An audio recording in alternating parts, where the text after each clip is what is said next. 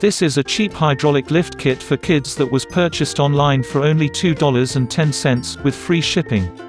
The parts are mainly laser cut from a piece of wood with a thickness of 2 mm. The instructions come with pictures for each step, so even though the words are in Chinese, there is no need to read them. It demonstrates Pascal's principle, which states that a pressure change in one part of a closed container is transmitted without loss to every part. Hence, the pressure change is transmitted from one syringe to another, allowing work to be done.